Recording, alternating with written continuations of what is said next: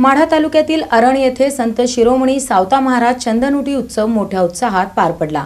या कार्यक्रमास पालकमंत्री जयकुमार गोरे प्रमुख उपस्थित होते।